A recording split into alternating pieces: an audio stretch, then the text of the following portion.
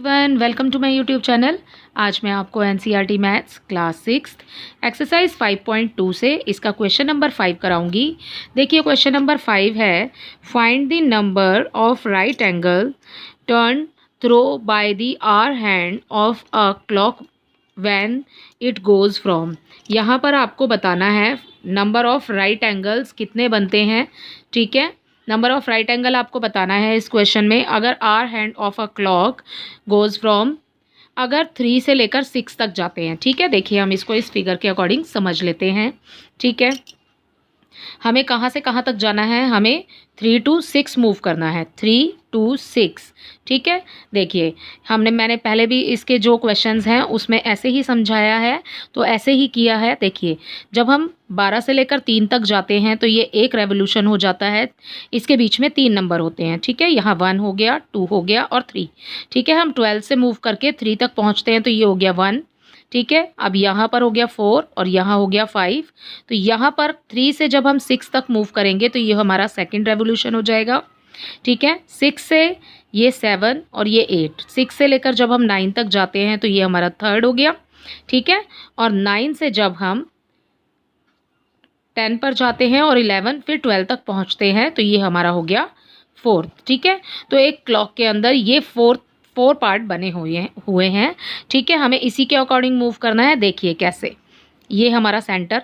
ठीक है, हम जब 12 से लेकर के 3 तक जाएंगे, ठीक है, तो ये एक राइट एंगल बन गया। ओके, तो ये हमारा फर्स्ट हो गया। ठीक है, अब हमने इस लाइन को सीधा आगे बढ़ाया तो ये हमारा सेकंड राइट एंगल हो गया। ठीक है, 90 डिग्री का। ओके, अब हमने इस लाइन को आगे बढ़ाया 9 तक तो ये हमारा थर्ड राइट एंगल हो गया और ये हमारा फोर्थ राइट एंगल हो गया। ठीक है, तो 1 1 2 3 4, तो एक क्लॉक में हमारे 4 हमें राइट एंगल मिलेंगे। ठीक है, अब आते हैं अपने फर्स्ट पार्ट पर। यहाँ लिखा है अगर हम 3 to 6 मूव करते हैं, 3 से लेकर 6 तक आते हैं तो ये पूरा कितना है, 1। ठीक है, तो आप यहाँ लिखेंगे 1 राइट एंगल। तो आपको राइट एंगल यही बताना है आपको कि कितने राइट एंगल बनेंगे। ठीक है, अब हम 2 to 8 मूव कर रहे हैं। ठीक है, 2 है यहाँ पर। ओके, तो ये है 2, 1 2 3। जब हम 5 पर पहुँचेंगे तो हमारा एक रेवोल्यूशन हो जाएगा और फिर हम 5 6 7 8, जब हम यहाँ पहुँचेंगे तो हमारा सेकंड कंप्लीट हो जाएगा। तो यहाँ पर बनेंगे 2 राइट एंगल्स।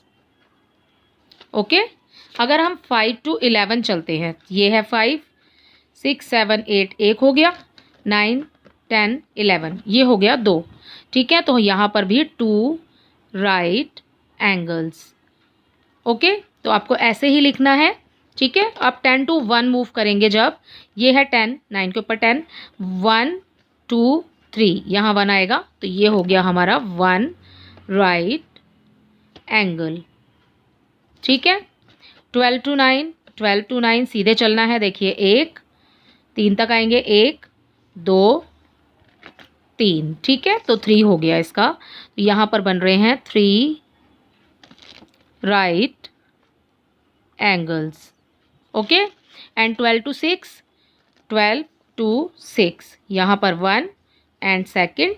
ठीक है, तो ये हो गया 2 राइट एंगल्स। यही इसी के साथ आपका क्वेश्चन नंबर 5 कंप्लीट होता है। आई होप ये क्वेश्चन आपको अच्छे से समझ आया होगा। Thank you.